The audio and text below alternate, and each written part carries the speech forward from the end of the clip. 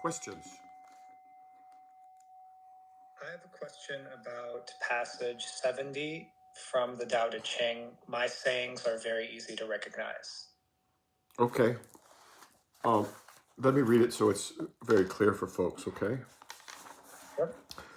And I think, I was going through this book again, and I think the way to refer to these is chapters. They are little chapters, okay?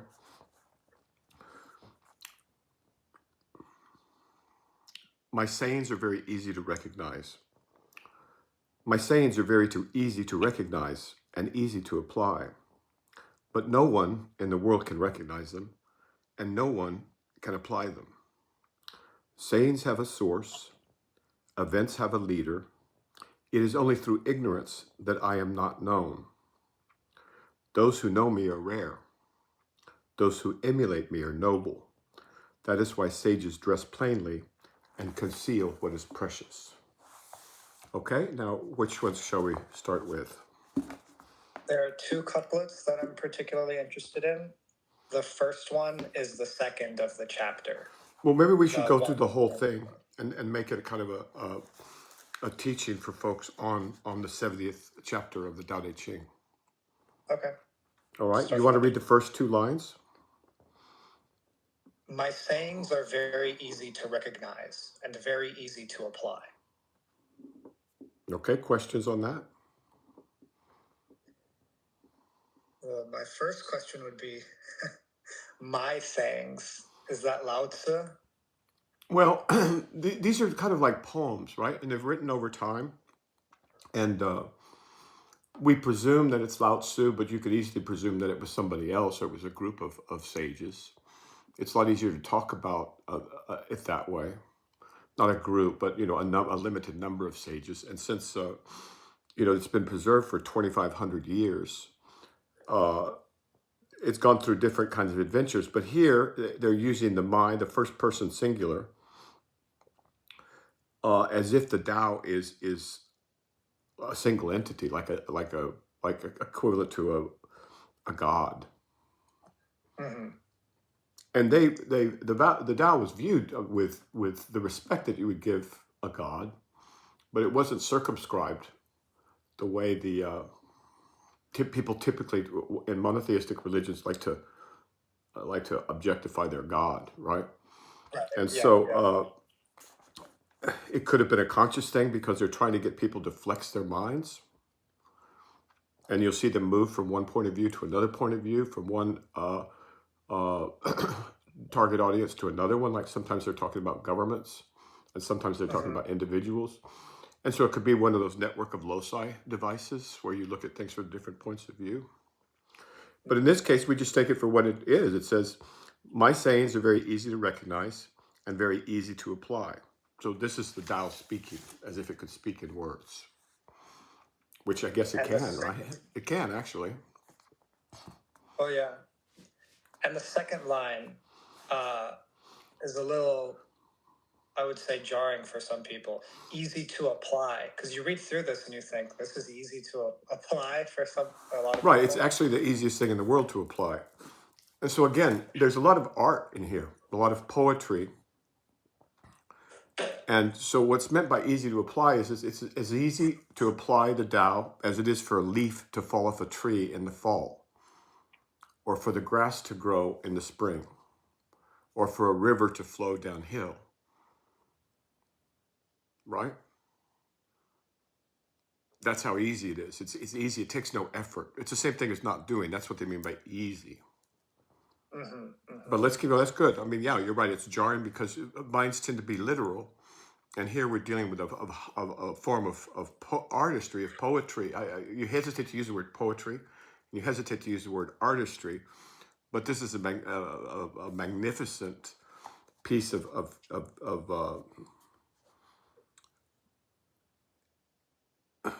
written word as translated from ancient Chinese, and I don't know exactly how many dialects it's been through. But this is from one of the direct manuscripts that were found, and then it's translated into English. So we have to work with that too. But it makes perfect sense. It's very easy. It takes no effort for the bird to fly. It takes no effort for the grass to grow, right? It takes no effort for the flowers to bloom. It takes no effort for the river to flow, right? It's easy. It's easy.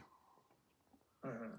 But the next two, I agree. They can be baffling, but no one in the world can recognize them, and no one can apply them. It means that if you're someone, if you're somebody, if you're in your egoic self, then you're not with the Tao in its pristine sense, because the ego and the Tao are kind of like oil and water. That might be a way to put it. Mm-hmm. So only no one can do this, and only no one can apply this. Does that help? That does help. And see, does it make sense then that if you take the first two lines, my sayings are very easy to recognize and are very easy to apply, but only no one can recognize them, and only no one can apply them. The one who has no identification with self can recognize them or apply them. That makes sense. That makes me think of a different question. Good. Which is, before we move on to the next couplet that I did have a question about, Mm-hmm. which is how does somebody know if I'm being no one or if I'm just being thoughtless? Good question, but something else we need to do and make sure, especially with Clary, Thomas Clary, is to go to the back. Were there any notes on these passages? On 70, I don't think there's notes, but please check, because I have the online version with me, not the book. No, I don't think there's any notes. All right, so that means it's just straightforward, and it is. Now, what's the question? It's easy to apply if you're being no one. If you're somebody, if you're someone, the ego, for example, it's not easy to apply. Like oil and water, you said they're separate. Yeah, so they're almost antithetical. No, maybe they are antithetical. So my question was because if you're looking at it as someone, you're already looking through a filter of dirty glass, grimy, dirty glass. Mm-hmm. Because that someone, that identity that you have is illusory. It's false. It's fabricated. It's not. It's manufactured. It's not part of the real world. It will fall apart eventually anyway. Yes, agreed. That makes sense. It's like. Oh, I don't know. I could give examples, but let's keep going. Mm-hmm. Okay. The next couplet. Mm-hmm. You want to read it? Do you want to read it? Sure. Sayings have a source. Events have a leader.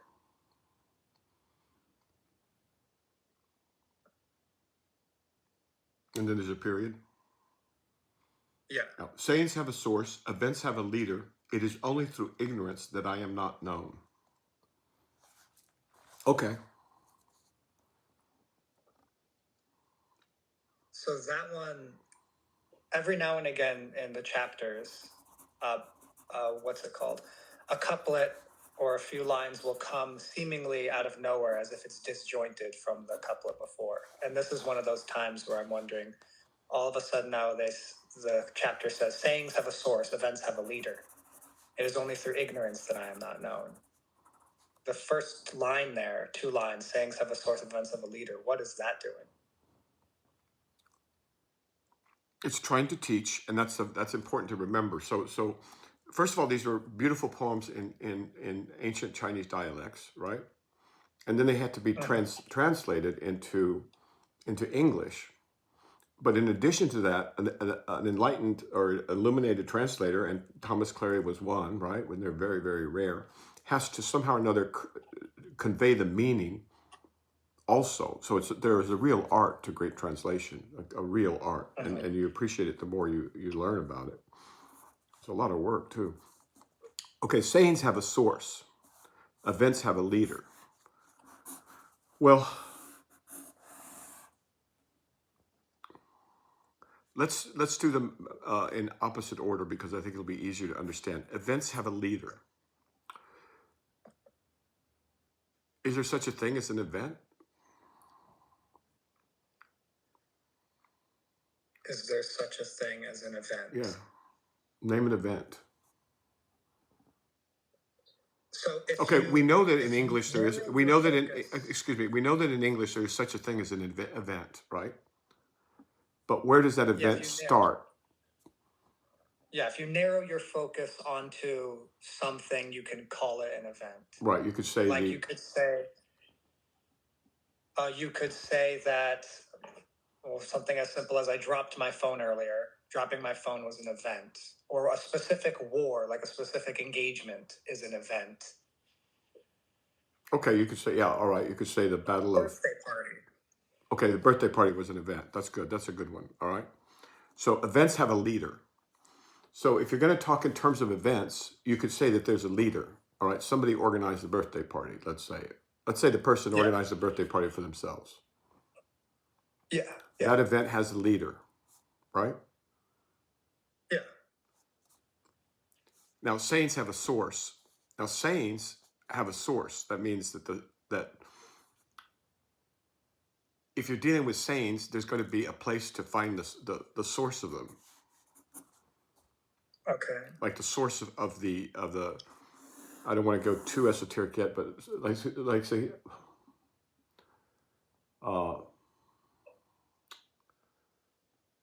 victory or death. That has a source, right? Who said that, by the way? I don't know. I know somebody. Probably the guy in the Revolution, the American Revolution, was quoting somebody else. But victory or death, or something like that. So that saying has a source, right? And that birthday party, it has a leader, right? Okay. And we look at our world in terms of sayings and events, right? And both of these are not true. Both of these are not of the way, because the way does not have a source that we can discern on this planet, right? Or of this planet. And events don't have leaders. If you look at if you study them, you find that they don't have a beginning and they don't really have an end, except for something you arbitrarily say, right? This is the beginning of the end. This is the end of the end, right? But the birthday party really started a week before, when she started collecting party favors and inviting people, right? Yeah. And it went on every day that week until the actual people started arriving. But then she stayed late with one of her friends who slept over that night, right? Yeah. And so the demarcation of an event has no basis in reality. It's just something that we say, right? But that's an artificial description. Another way to put this would be in Taoism, right? As we look at here, is there a source or a leader? There's not. But there are sources and leaders for sayings and for events. I mean, for sayings, right? And events aren't real. Sources aren't real. Sayings aren't real. I guess is what it's saying. So these are like great poetry evokes, right? And what it's asking you to evoke here, and this is the problem with art, great art, is when you start to dissect it, it starts to fall apart. But let me see. Sayings have a source. Events have a leader. That's like saying sayings aren't real. Events aren't events. In the sense that they're manufactured by the mind, by the human mind. Right. Sayings have a source because you're turning them into sayings. Events. There you go. Perfect. Made up an event. Excellent. Yeah. So you arbitrarily putting a boundary on the saying, and you're automatically putting a boundary on the event, right? So and that's why they have a source or a leader. There you go. Good.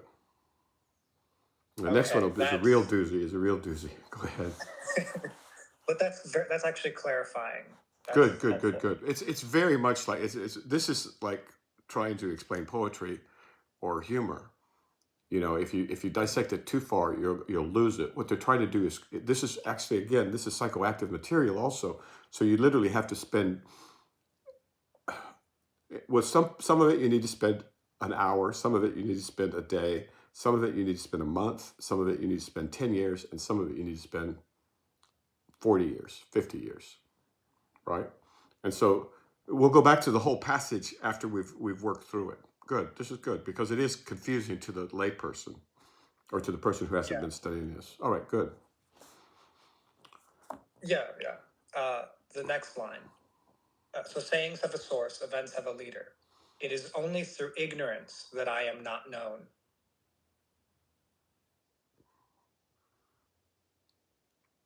Questions? That one makes sense to me. It is only through ignorance that I am not known. Go ahead and explain that for folks, because I think this would be good to have little sections on the Dao De Ching where because it is difficult for some folks, and they prefer the baby food version and it's all over the place of things that have been because they're difficult or because they're rich or because they require effort. The translators just make something up on their own, right? Yeah. Whereas Thomas Clary was very very careful to be faithful to the text, right? And there's many examples of this, and the effort that you put into understanding the real text or an enlightened translation is infinitely more than what you get from somebody's free poetic interpretation of the text, right? Right. Which usually goes through multiple rounds of translations because they don't know the ancient Chinese. And they aren't illumined, right? So it's duck soup, Yeah. even worse than duck soup. Yeah. Okay. So yeah. You want to read that? It is only through ignorance that I am not known. Continue. Okay, go ahead. Those who know me are rare. Those who emulate me are noble. This is why sages dress plainly and conceal what is precious. Any questions?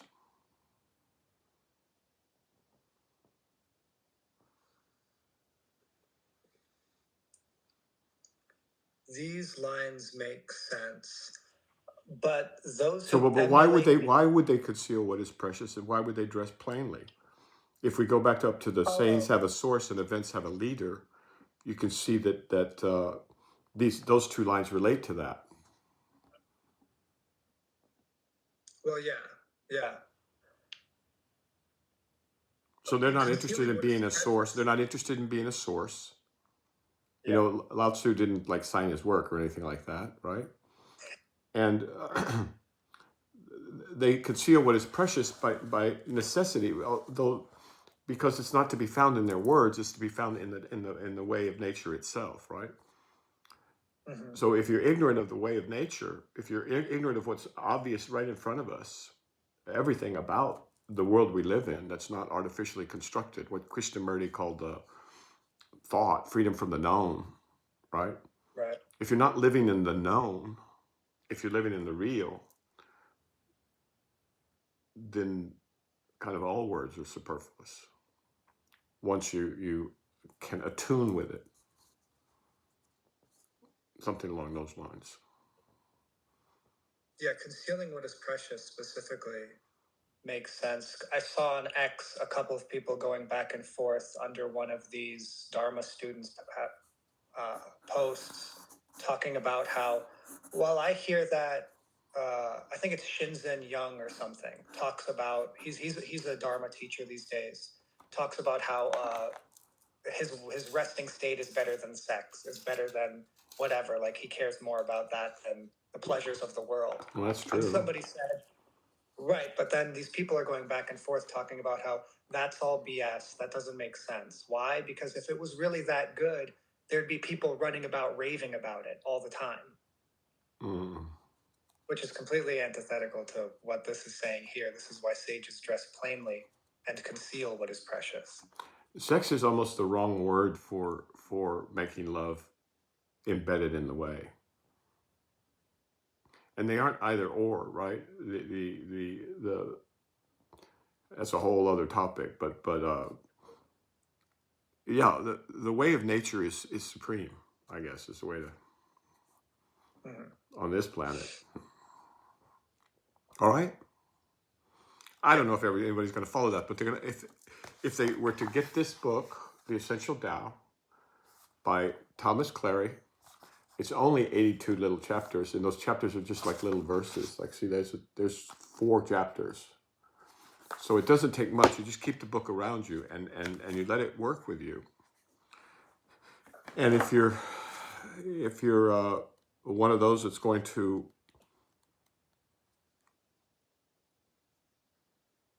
respond to this beautiful work and other beautiful works that are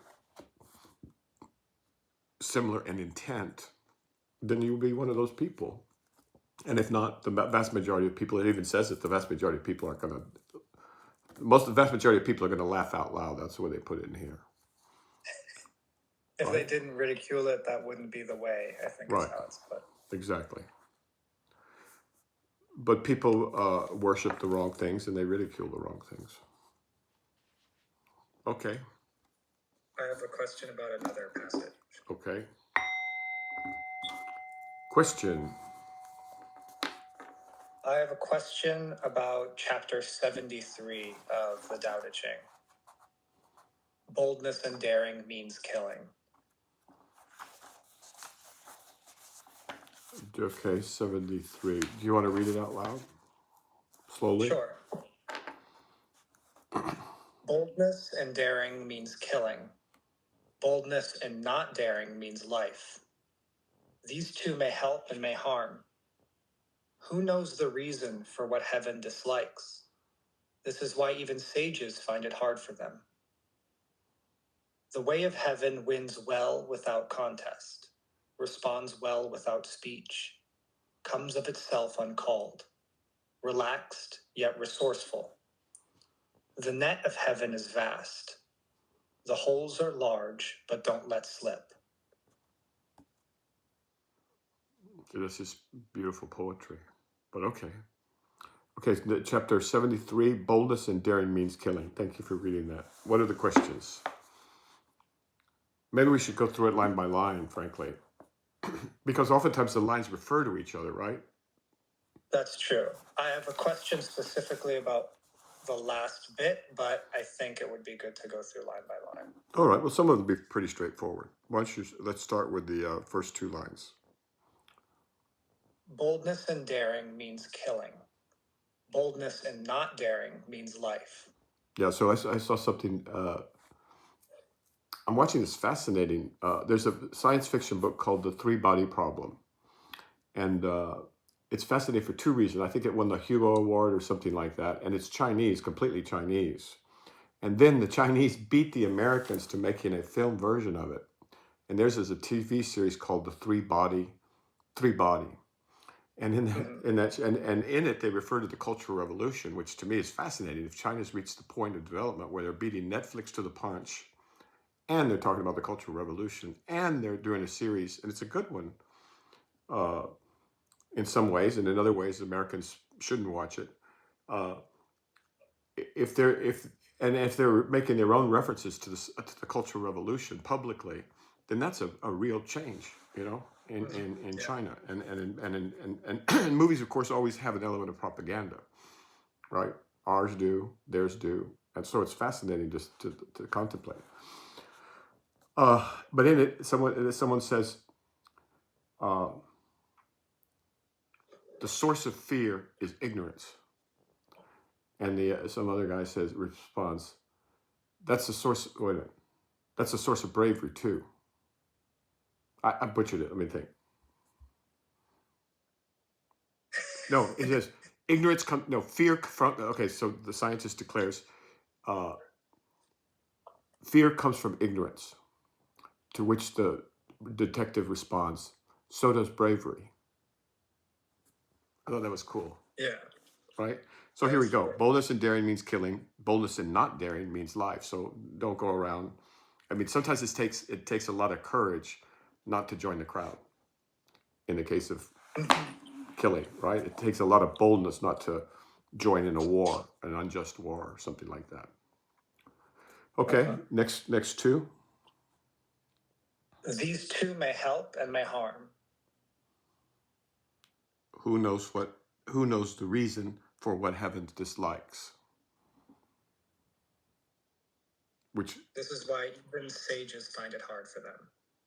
right. So in the final analysis, it's God who decides everything, or the way that decides, or fate, or destiny, or what is meant to be, or whatever. And it's arrogance to think that the human mind is capable of discerning the reasons, the rationales, or the decisions of heaven, right? Of whatever you want to call it, God, right?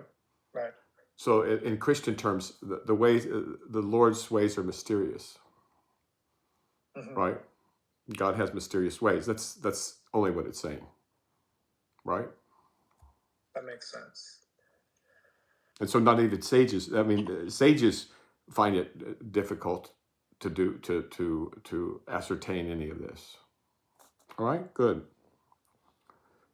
Keep going. The way of heaven wins well without contest, responds well without speech, comes of itself uncalled, relaxed yet very resourceful. It's just gorgeous. Try writing that sometime. The way of heaven wins well without contest, responds well without speech, comes of itself uncalled, relaxed yet very resourceful. The net of heaven is vast, the holes are large, but don't let slip. Okay, so if you look at nature, right, or the way of nature, the way of the Tao, it always wins. Or in Christian terms, or Muslim terms, or Judaic terms, God always wins. I mean, ultimately, God wins, right? But He does so without contest. There's no who's going to compete, who's going to go up against the way. You can't. You can't. It can't be done. You just is that obvious? It's The only thing you do when you go up against nature is you destroy yourself. And the extent to which you succeed in this world is the extent to which you've accorded with nature. But anything against the laws of physics, the laws of nature, the laws of heaven, the laws of God, the will of God, whatever, all of that stuff is ill-fated. Is that clear? that is clear. So the way of heaven wins well without contest. There's no contest here. And it responds well without speech. In other words, it doesn't need the words. It doesn't need and in the other passage we talked about how, I think it was about how speech and the way are totally different things. Correct? So the way of heaven wins well without contest, responds well without speech, comes of itself uncalled. Whether you call for it or not, God will be there. Right? The grass will grow. That makes sense to me. All right. So it's relaxed. There's nothing tense about nature. Nature just does what it wants. You know, whether it's a hurricane or whether it's a tornado or whether it's just a gentle breeze, it just does what it does. It doesn't get all uptight about it. It never gets tense about it.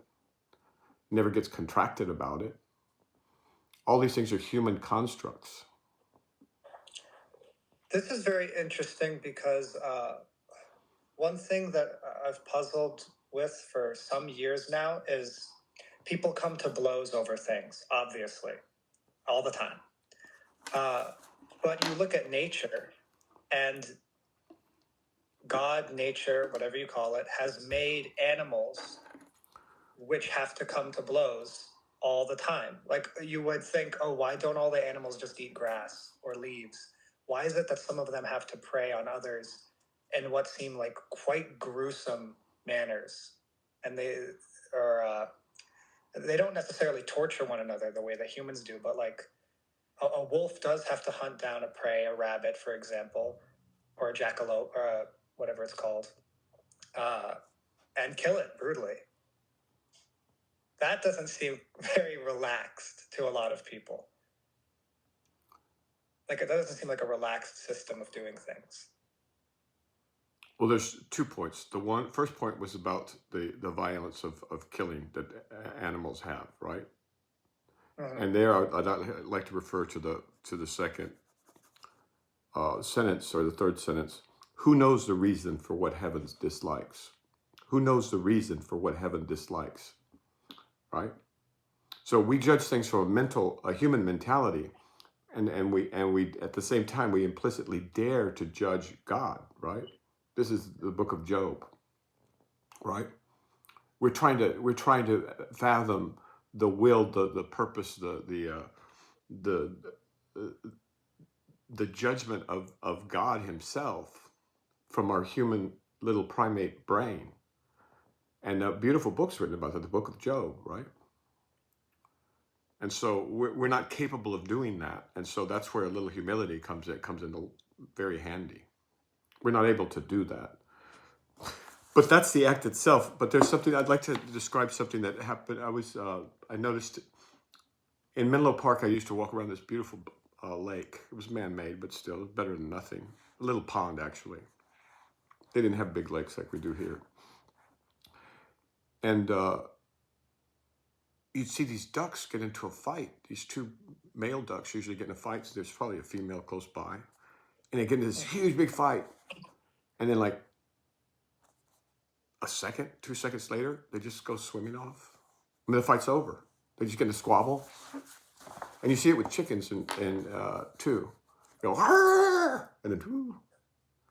So Yeah, there's no mental elaboration. There's no grudges. There's no like, oh, I'm going to get him next time or anything like that. None of the mental craziness that humans put into it.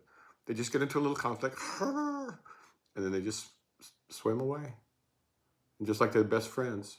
And you see that with teenage boys too, that don't have all the, or not teenage necessarily, but preteen boys. They get into a fight, and then they're best friends like 5 minutes later, and they forget the whole thing. Yeah, I remember times like that with my buddies. Yeah, so that's more. From the blows, yeah. So that's more natural. That's more, you know. Mm-hmm. So I use that as just an example. All right. So. And then my question initially was about these last 3 lines. All right, but I think they depend on the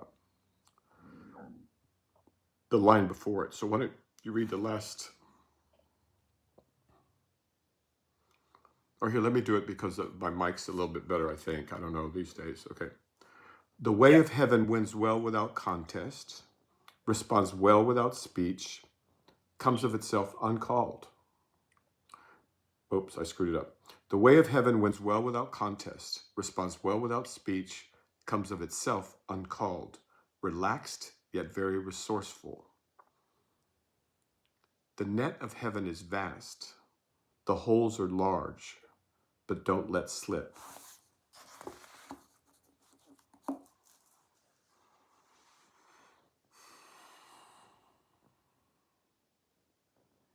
So the net of heaven is vast makes sense. It's as vast as the universe, probably vaster than the universe. Okay, next line. Yeah.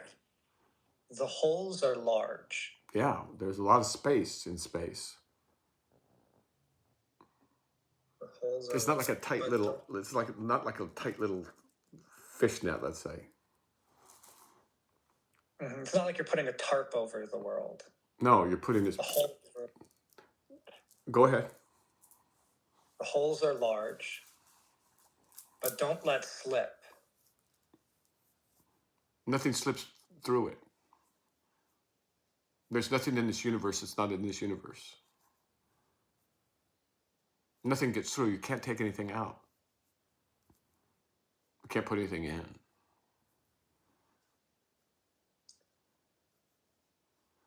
Oh, that's so interesting. I don't know why I had I read that as like a command.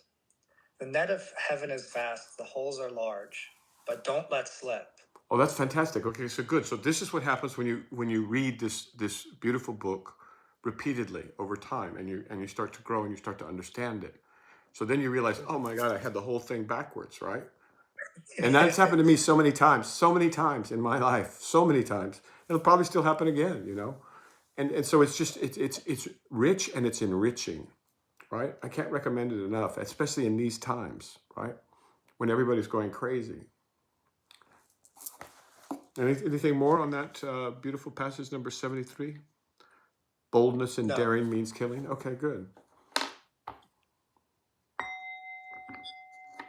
Another question? Yes, I have a question about a passage from Idris Shah's Reflections. Okay, I don't have that with me, so go ahead. This is from. And this is always dangerous territory because this is Idris Shah, right? Mhm. So I'll do So what I we'll can. I'll do what I can. do what you can, but we can move on to other questions depending. Okay. This passage is called Being. There is what one wants to know and wants to be, and also what one can know and can be. Deny these limitations, and people will give you anything you want. Affirm them, and you have exercised true selfishness, telling the truth. Ouch.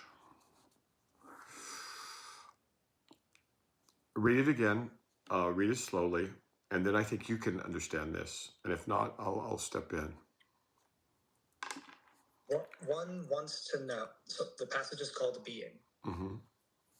There is what one wants to know and wants to be, and also what one can know and can be. Deny these limitations, and people will give you anything you want. Affirm them, and you have exercised true selfishness, telling the truth. Okay, so this is a difference between. Well, you go ahead. What do you think this is about?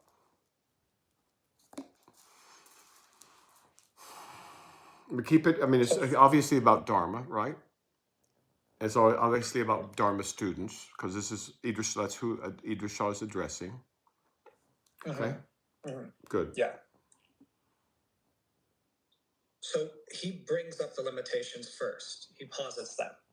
There's what one wants to know and what one can be, and then there's what you can know and what you can be, which already sets up a problem of there's sometimes you want to know and be more than you can, which I've run into many times. But the Sufis posit that there's a time and a place for everything, but sometimes there are things that you are not you're not ready to know such a thing, or you're not at the level of development where you can be or know a certain thing, but people still maybe would like to know or be that thing. How much do you know about Osho? Very little other than that I think based on his teachings, he woke up and then he created sort of I don't want to say convent, but like a grouping of people, almost A cultish. big ashram. An ashram, and he taught, but he didn't have the faculties to necessarily teach the way very well. All right, So so apply this apply this as if you're a someone talking to or studying under Osho, just for simplicity. Well, if I were talking about Osho, maybe Osho wants to know enough and wants to be a teacher. But No, at his no, level, no, no, I don't mean it that way. Not about Osho, as if you're talking to Osho, or you're talking about Osho's students. Well, Osho students, if they're with him, I think they want to know more about becoming enlightened. They'd like to be enlightened, or whatever they imagine as being enlightened. At their present level of development, Well, they so how can many? know. Okay, go ahead. At their present level of development, they can know only what they're able to know, which is, or how do I describe that? Like, if they have a bad temper and they're not particularly generous or things of that nature, they have these predilections, then they're going to be limited in what they can learn at that level of development. But they want to skip straight ahead, perhaps to enlightenment or wherever Osho is, awakened. But you can't just skip those steps and get there. For example, Okay. You keep reading the reflection. deny these limitations and people will give you anything you want. Yeah, they'll give you like what were those, Bentleys? Like 300 That's like, Bentleys. oh yeah. They'll sign up for your Right. workshops. They'll fill up your auditoriums with all kinds of would-be illuminates, right? Yes, there are many examples, or I don't know about many. It's but like a school there are that definitely- accepts anybody who walks in. Yeah. You'll get very wealthy that way. If anybody can go to the workshop, if anybody can go to the retreat, then you're going to do quite well. But what's actually happening? So read the passage again. There is what one wants to know and wants to be, and also what one can know and can be. Deny these limitations and people will give you anything you want. Affirm them, and you have exercised true selfishness, telling the truth. And true generosity too, I might add. But yeah, people don't want to hear the truth.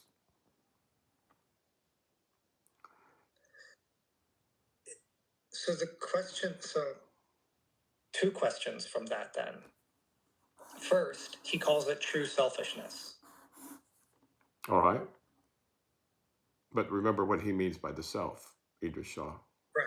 That makes sense to me. Okay. So the actual question. If you were to call it true generosity, people would throw rocks at him. But go ahead. I mean, so. Telling the truth. Okay. Telling the truth can be dangerous business. Have you seen Ishtar? Have you seen Ishtar?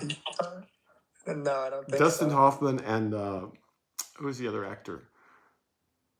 This movie was voted the worst movie ever made. It was Dustin Hoffman and some other good actor, and they made a movie together, and the name of it was Ishtar. And they were a couple of musicians who couldn't make it in New York or whatever, so they ended up playing gigs in the Middle East. But the CIA kind of co-opted them, and they were all after a one-eyed lame camel or something like that. The movie was hilarious, in my opinion. But they had a song in there telling Warren Beatty, Warren Beatty and Dustin Hoffman. Can you imagine? And so these guys just did their own thing. And one of their songs is "Telling the Truth Can Be Dangerous Business." It was hilarious. Hilarious. Yeah, telling the truth can be dangerous business and also not very profitable, right? Right? Well, yeah. Because everyone wants to believe they can get what they want with as minimal effort possible. And they'll But it's only... Go ahead. No, you please go ahead. And so and they'll reward you for telling you. The people will pay you for telling them what you want to hear, what they want to hear. They'll adore you for that. They will adore you for that. Right? Yeah. So telling the truth is not a lucrative business. And it can be dangerous, right? As you know, Socrates, Jesus, many others. Who was the Christian saint that said something or other, you get off with his head? So some people are interested in truth. Most people are not. Very few people are interested in truth. They're interested in the appearance of truth. They're interested in the good feeling about themselves. They're interested in like impressing their friends or their neighbors. So yeah, the work has to be selective. Or the work is selective, but nobody wants to hear that. They want to just, feel good for a weekend or for a year or something. They put on the robes and of the acolyte, and then they, And if you're from India, this is common knowledge. I mean, it's common knowledge. But in the West, we're still learning this. Osho was very, very popular, by the way, and very wealthy. Yeah, I think Shah says that too. He has passages where he talks about this is a common phenomenon that people in the East or, for example, in India are well exposed to. So they're a bit more skeptical of. Oh, that'd be good to sometimes. read out, if it's in that book. Yeah, I should find it. I don't think it's in this one because this one's more. Yeah, I should find that. Why don't you reread the passage and then we'll move on? Okay, I'll read it one more time. From Idris Shah's Reflections, the passage being, there is what one wants to know and wants to be, and also what one can know and can be. Deny these limitations and people will give you anything you want. Affirm them and you have exercised true selfishness, telling the truth. Yeah.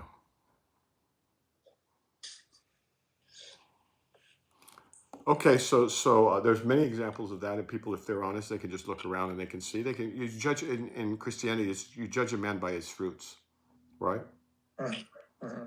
And the New Age, I'm sorry to say, although it was a lot of fun, it was great, and it exposed the West to all kinds of good stuff. I was there for that, by the way, in California. I had left New England to find truth. There's a story behind that, how I ended up in California instead of Vietnam or Japan. But in any case, it was a great time. But most people are not interested in truth, and you can't get to awakening without truth. And so, without truth, you can forget about awakening, because awakening is truth. And if you're not prepared or you don't have the capacity for truth, then you're probably better off doing something else or finding some other religion, right? A religion you can believe in, right? That's more straightforward, and then you can just use blind faith or faith of the heart or whatever, and get where you can. It's not meant to be mean. It's meant to be honest. And so the problems with an enterprise like this is it really only appeals, and it's designed only to appeal to serious students or to serious seekers, right? Yeah. And that's not popular, and it's going to be misunderstood. But there you go. Next question. On a prior video, as well as on X, you've spoken about observing negative emotions, or what are, quote, negative emotions. Mm-hmm. And I'm wondering how that kind of observation extends to what are considered negative sensations, usually physical. So things like aches, illness, lethargy, stuff like that people get quite judgmental about and ruin their day, ruin a week or so on. Okay, let me give you an example from my own life. Since you're going to some ski place, Lucky Dog. I'm not, I didn't grow up with mountains and snow, but I had moved to New England and I'd lived there a while. I lived there quite a while. And so I would stay with these folks who are, live close to ski resorts. And, I'd only ski like, maybe 3 or 4 times a year. And so I was staying at this guy's house, and he's a nice guy and very nice host.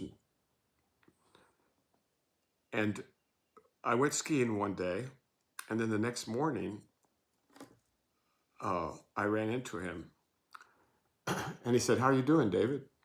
And I said, "Oh man, my muscles, they hurt like, I can barely walk. My muscles are so sore." And he said, "Come off it. You know it feels good." Right? And I'm going, "Whoa, dude, it does feel good to him. That's what feels good to him, right? That's soreness after skiing, and you can interpret it either way, right? So which is the truth? The soreness of your muscles after a great workout, is that pain or is that pleasure? So yes, I've heard you mention this one as not specifically this example, but Okay. how people interpret exercise, post exercise. And Okay. yes, I've had it both ways. Where after post exercise, I'm like, "Oh, this is the worst shoulder pain." Other times, I'm like, "That was a great workout." But there are some physical experiences that are considered negative that skew almost universly towards this is a terrible bad Yeah. experience. Like Usually there's tissue just like being a dark. damaged. Usually there's tissue being damaged. Or like you have a ulcer, or you're That's really tissue under the being weather. damaged. That's tissue being Oh, damaged. okay. All right, yeah, like that. Right. But stomach cramps, again, they can be small, but some people feel them as, oh, relief is on the way. And they feel it as pleasure. I'm talking about stomach cramps. And there's many Yeah. examples like this, right? So if tissue is being damaged, yeah, that's the body is set up to like say, hey, you need to do something about this. You're gonna have to cut back on the spices, or cut back on the acidic foods, or drink less coffee, or be less stressed, right? So let's not talk about so we have to divide pain up in it just occurred to me, well, why not divide it up into those two categories? Pain in which tissue is being damaged, and pain in which tissue is not being damaged at all. Okay. I'm trying to pick one that people would agree, like, you have, let's say you got a flu or a COVID or whatever, and you're under the weather for 3 days, 103 fever. That's not tissue being damaged. Most people would It all may kind be of tissue agree. being damaged. I mean, it could It be, may, it may, yeah, right? it may. Um, Most people in our culture would say, "Oh, I hope you feel better." The general assumption is that's a bad thing happening to you. Hopefully, it goes away soon. And when you're in the middle of it, there's usually a lot of nagging. This sucks. It's not like it doesn't usually, there's not usually a other side to it of, oh, this is a good positive experience, kind of like how exercise or some stomach cramps might be. Mm-hmm. So the question is, for those types of experiences of illness or pain and whatnot, does the same kind of observation apply like you do with these negative emotions that you talked about? Well, I think I don't know if it's a common observation, but among seekers of truth, the ability your view of the world changes. You're seeing the world from another place. You're immobile, you're febrile. You're not in your usual role. You're not in your you're not running around commanding the world. The world is commanding you, and you have to be passive, and you have to be horizontal. Let's say, so you have an opportunity to see the world completely differently, from a different vantage altogether, and from a different energy level also. And so for for students of seekers of truth, this is very valuable, because then you can do your contemplations and do your examinations of what's here, what's really here, from a whole totally different place. It's like traveling to another country, right? Which is also very good to like change the impacts and get you out of a rut. So yeah, you don't want to miss, but you don't want to miss any opportunity if you're a serious seeker to get further. And so yeah, so illnesses like this that you're going to recover, uh, and you're just knocked on your back for a while, those are excellent opportunities for practice. Yeah. Yeah, and so you don't develop muscles by just hanging out in the gym where the heaviest barbell is 20 pounds, right? You got to get out and face some adversity, and you don't become a real a martial artist until you face some real. I mean, I don't know. These days it's just a pure sport, but in the old days you'd want that in case you needed to actually fight. Now, if you need to Yes, actually yes. fight, you need some experience, you need some resistance, you need some adversity. And so the serious seeker of truth understands that not only is it a chance to practice generosity, patience, forbearance, non-reactivity, say in the case of going out in the world and getting into some kind of scuffle or something, but it might also be a chance to practice all kinds of other things, right? And if you're a martial artist, it could be a chance to practice your martial arts. By the way, something about those two passages, in my mind, I made a note saying, hey, there's things in here really useful for martial artists. but I can't retrieve it right now. So yeah, it's another opportunity, like everything, to get closer. And see, now once you've awoken, there's no suffering anymore. So it's obvious.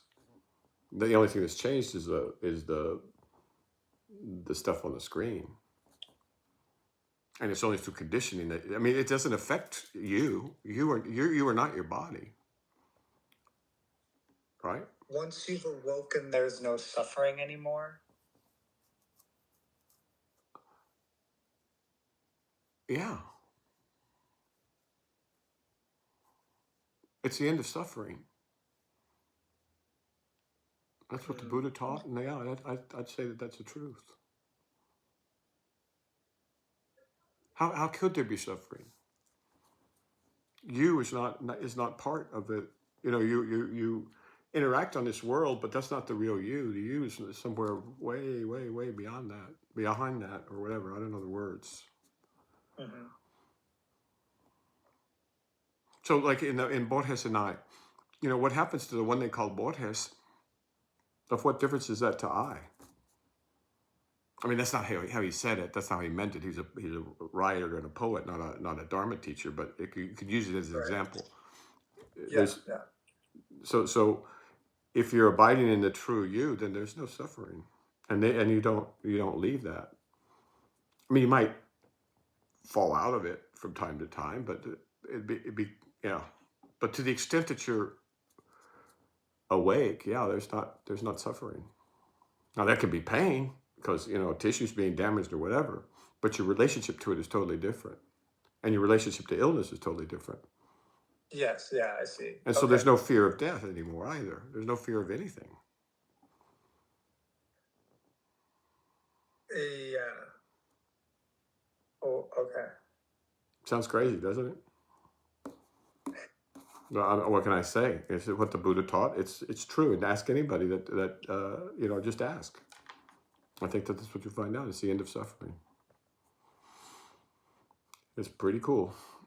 Okay, follow-up question or another question before we stop? Yes, I don't want to end on new that, question. yeah. Okay, ready?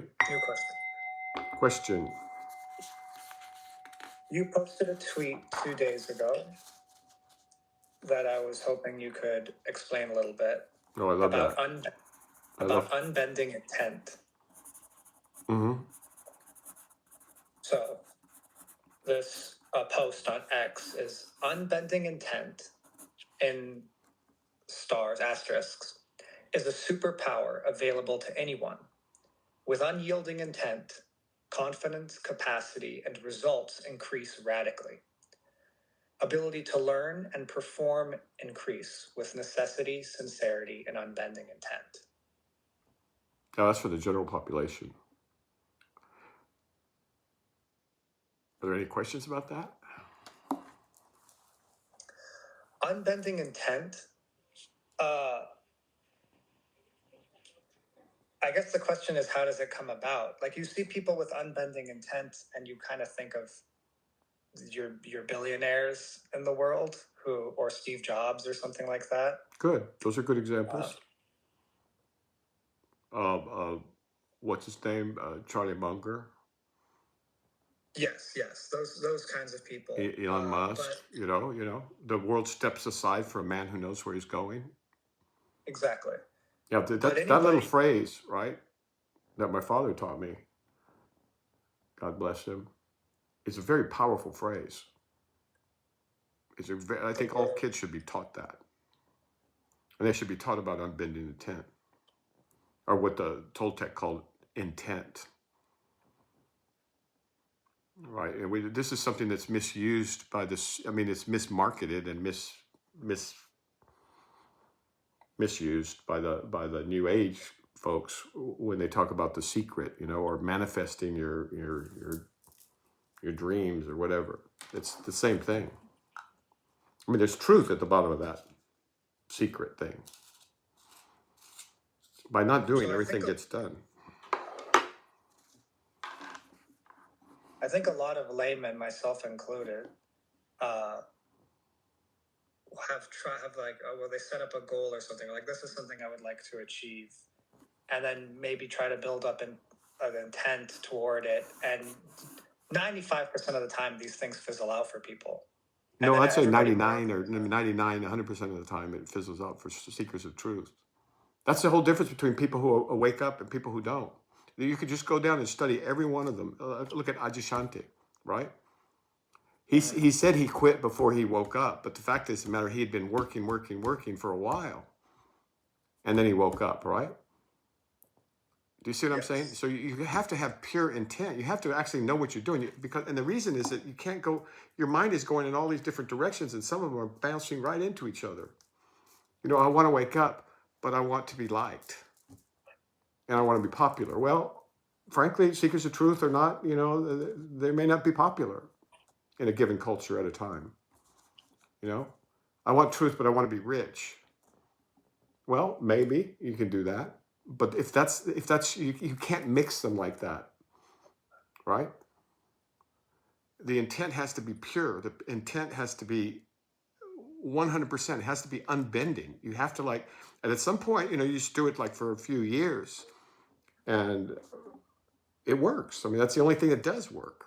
Now, some people are, you know, can do it for a lifetime, and you see the results, right? It's pretty impressive.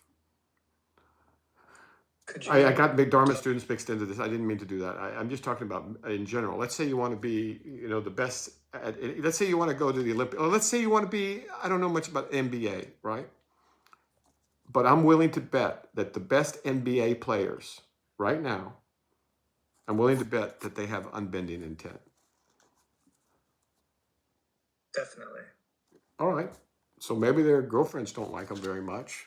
Maybe the family thinks they're selfish, you know? Maybe the rest of the team, you know, whatever. Well, that's a different, you know, if you're going to be a team player, that's a little bit different. But go ahead. So you understand that now? Does that make sense? Yes, that makes sense.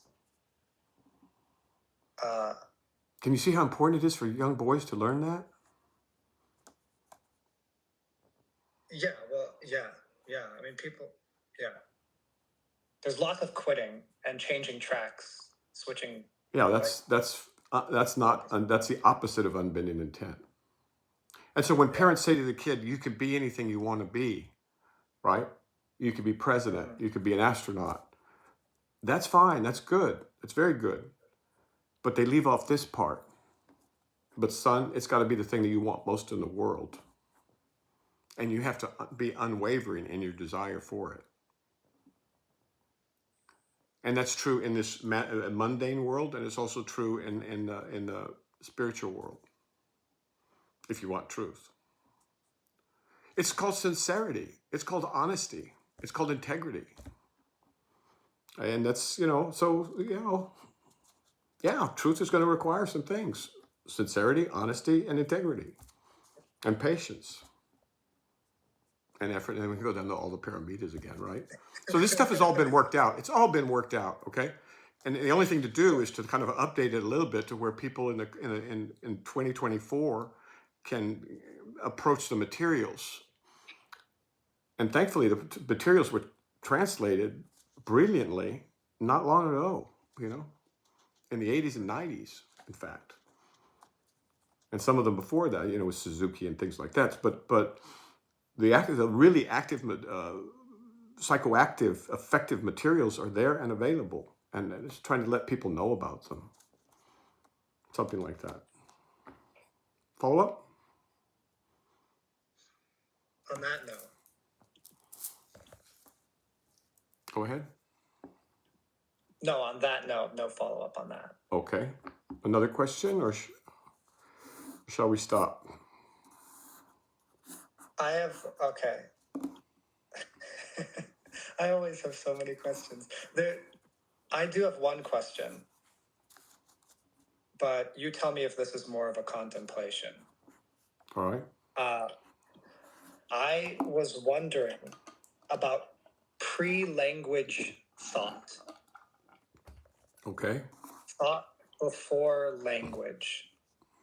Because now all thoughts that people largely have are in words. that's not true. I mean, we have imagistic thought, and we have it's hard to tell. But then Shaw has a passage where he says, yeah, oh, well, that's what a coincidence. I just flipped to it. Words and thought. He says, words are an aspect of the attempted communication of thought. They are not thought. When we see words described as thoughts, we should make sure that we know this distinction. That's some deep stuff, man.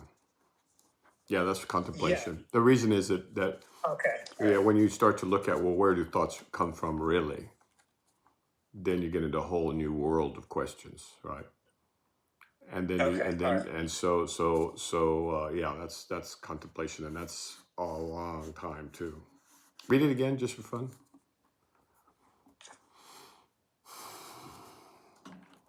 This is also from Idris Shah's Reflections. Okay. The passage words and thought.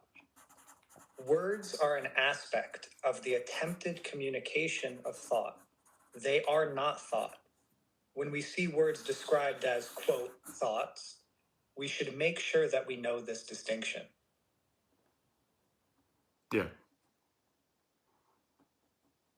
So that is a contemplation. And by the way, Reflections, I think that was the last of his book he published before he kicked the bucket.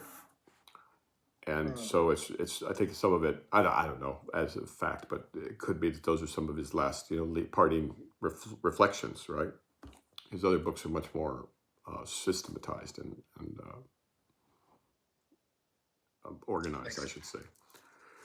Okay, anything else before we stop? No, that's good for now. Okay. Take care, sir. Keep the faith. Keep your head. Guard your mind. I think that's going to be the new slogan. All right, take care.